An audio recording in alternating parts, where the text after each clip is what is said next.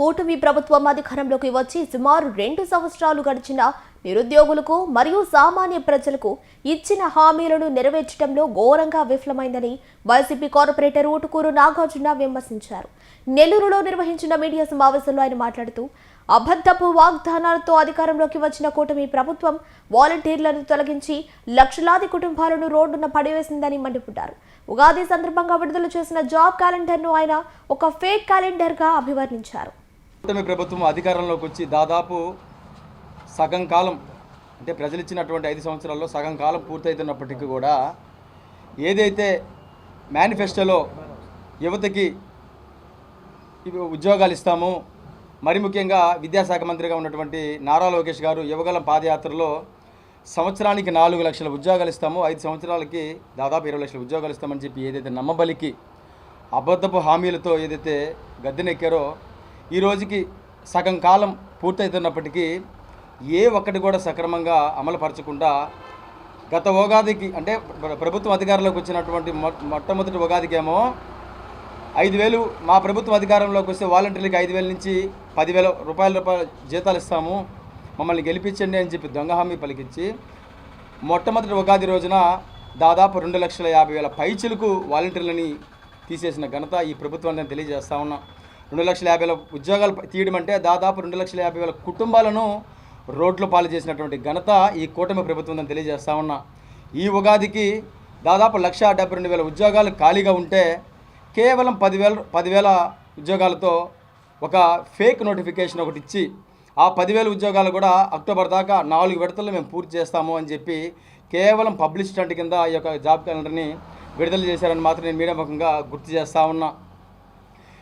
మా అధినాయకుడు జగన్మోహన్ రెడ్డి గారు, రాజశేఖర రెడ్డి గారు కావచ్చు, వాళ్ళ నాన్న రాజశేఖర రెడ్డి గారు కావచ్చు, ఏదైనా సరే మనం చెప్పిందే చేయాలా, చేసేదే చెప్పాలా అనే ఒక ఉద్దేశంతో మేనిఫెస్టోలో చేసే ప్రతిదీ కూడా చెప్పిన విధంగా ఆయన అమలుపరిచే విధంగా కూడా అన్ని కూడా వాగ్దానాలన్నీ కూడా మేనిఫెస్టోలో అమలుపరిస్తే ఈరోజు అధికారం కోసం అడ్డమైన దారులను తొక్కి అడ్డమైన గడ్డి తింటూ దేశంలో ఉన్న పార్టీలన్నిటితో పొత్తు కలుపుకొని అధికారంలోకి వచ్చిన ఈ కూటమి ప్రభుత్వం మాత్రం నిరుద్యోగ యువతకి చేసినటువంటి ఉద్యోగ హామీలు ఏదైతే ఒకటి కూడా అమలుపరచకుండా వాళ్ళని మోసం చేస్తూ కాలయాపన చేస్తామని తెలియజేస్తా ఉన్నా. సంవత్సరానికి 4 లక్షల ఉద్యోగాలు ఇస్తాము, ఈ ఉద్యోగాలు వచ్చే లోపల ఖాళీగా ఉన్న ప్రతి ఒక్క నిరుద్యోగికి 3,000 రూపాయలు నిరుద్యోగ భృతి ఇస్తామని చెప్పారు. ఈ రోజుకి దాదాపుగా సగం కాలం పూర్తవుతుంది, అంటే 2 సంవత్సరాలు అయిపోవచ్చింది. ఒక నిరుద్యోగికి 3,000 లెక్కన సంవత్సరానికి 36,000, 2 సంవత్సరాలకి 72,000, దాదాపు సగటున ఒక నిరుద్యోగికి 72,000 రూపాయలు బాకీ పడింది కూటమి ప్రభుత్వం కూడా ఈ సందర్భంగా గుర్తు చేస్తూ ఉన్నా. కనీసం ఏమీ పట్టనట్టుకుంటా ముందుకెళ్తూ మాకు ఇస్తానన్న హామీలను మీరు ఎప్పుడు ఇస్తారో అని అడిగితే రోడ్లోకి వచ్చి మా హక్కుగా మీరు ఇచ్చిన హామీలు మాకు ఎప్పుడు ఇస్తారని మీరు అడిగితే మా మీద మమ్మల్ని అరెస్ట్ చేయడం, మా మీదే మీరు అక్రమంగా కేసులు బనాయించడం, అవకాశాన్ని బట్టి మా పైన రౌడీ షీట్లు కూడా ఓపెన్ చేసే పరిస్థితులు ఈరోజు దారుణమైన పరిస్థితులు ఈరోజు కూటమి ప్రభుత్వంలో ఈ యొక్క రాష్ట్రంలో ఉన్నాయని తెలియజేస్తా ఉన్నా. దేశ చరిత్రలో ఇటువంటి ప్రభుత్వం కానీ ఇటువంటి ప్రభుత్వ వ్యవస్థ కానీ దేశ చరిత్రలో ఎక్కడ కూడా లేదని తెలియజేస్తా ఉన్నా. దాదాపు కేవలం మోసాలతోనే మాయ మాటలతోనే కాలం గడుపుతూ ఉంది. ఏ రోజైనా సరే మేము ఏదైనా అడగడం మొదలు పెడితే మాకు ఉద్యోగాలు ఎక్కడని మేము మా హక్కుగా మేము అడగడం మొదలు పెడితే ఆ రోజు పక్క రోజు ఏదో ఒక డైవర్షన్తో ఏదో ఒక టాపిక్ డైవర్షన్తో కుల రాజకీయాలకు మత రాజకీయాలు కేర్ ఆఫ్ అడ్రస్గా ఈ కూటమి ప్రభుత్వం నిలుస్తూ ఉందని కూడా తెలియజేస్తూ ఉన్నా. జగన్మోహన్ రెడ్డి గారు అధికారంలో ఉన్న 5 సంవత్సరాల్లో 1,30,000 పైచిలకు శాశ్వతమైన సచివాలయ ఉద్యోగాలు ఇచ్చి ఎంతోమంది నిరుద్యోగులకి బాసటగా నిలిచి ఒక అద్భుతమైన పరిపాలనను మా అధినాయకుడు జగన్మోహన్ రెడ్డి గారు అందిస్తే ఈరోజు ఏ ప్రభుత్వమైనా సరే అధికారంలోకి వచ్చిన తర్వాత కొన్ని ఉద్యోగాలు ఇవ్వడం అనేది ఆనవాయితీగా ఉంటుంది. కానీ ఈ కూటమి ప్రభుత్వం అధికారంలోకి వచ్చిన తర్వాత కొన్ని వేల కుటుంబాలను రోడ్లో పడేసిన ఘనత ఈ కూటమి ప్రభుత్వం తెలియజేస్తున్నా. మరీ ముఖ్యంగా అవుట్సోర్సింగ్ ఉద్యోగులు దాదాపు 9,000 కుటుంబాలను రోడ్ల పాలు చేసింది. వాళ్ళు ఏదైనా హక్కుగా అడిగితే వాళ్ళపైన అరెస్టులు, వాళ్ళపైన ధర్నాలు, రకరకాల ఇబ్బందులు చేస్తూ ఉంది. కానీ ఈరోజు ఒకటే తెలియజేస్తున్నా, ప్రజలు ఇప్పటికే అనేక రకాలుగా ఇబ్బందులు పడుతున్నప్పటికీ పట్టినట్టుగా ఈ కూటమి ప్రభుత్వం వ్యవహరిస్తున్న తీరును కూడా మేము మీడియా ముఖంగా తీవ్రంగా ఖండిస్తూ ఉన్నాం, తెలియజేస్తూ ఉన్నాం. ఈరోజు మీ ముద్దు వైఖరిని కానీ మార్చుకోకపోతే రాబోయే రోజుల్లో మీరు ఇదే విధమైన ఫేక్ క్యాలెండర్లతో జాబ్ క్యాలెండర్ల బదులు ఫేక్ క్యాలెండర్లతో ముందుకెళ్తా వస్తే మా అధినాయకులు జక్కంపూడి రాజా గారు కావచ్చు, రాష్ట్ర యువజన విభాగం అధ్యక్షులు జక్కంపూడి రాజా గారు కావచ్చు,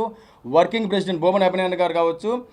జిల్లా అధ్యక్షులు కాకాని గౌతమ్ రెడ్డి గారి సహాయ సహకారాలతో రాబోయే రోజుల్లో వాళ్ళందరి సహాయ సహకారాలతో మరింత ఉధృతంగా కూడా మేము పోరాటాలు చేయడానికి కూడా సిద్ధంగా ఉన్నామని తెలియజేస్తున్నా. మరీ ముఖ్యంగా మీరు చూసిన జాబ్ క్యాలెండర్లో అయితే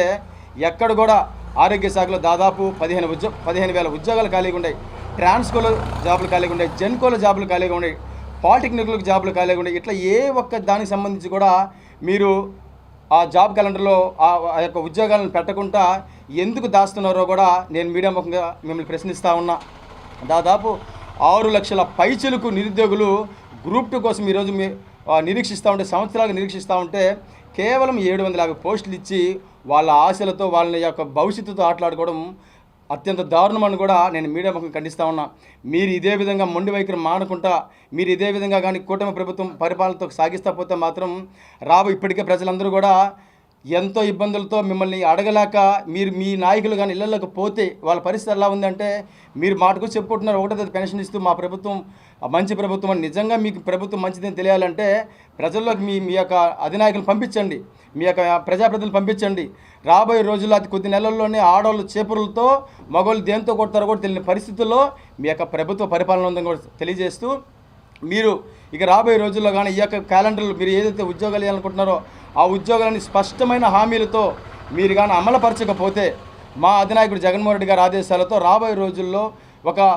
ఒక ఉప్పెనలాగా మా యొక్క పోరాటాలు కూడా సాగించడానికి కూడా ప్రజల తరపున యువత తరపున మేము పోరాటాలు చేయడానికి కూడా మేము సిద్ధంగా ఉన్నామని తెలియజేసుకుంటూ,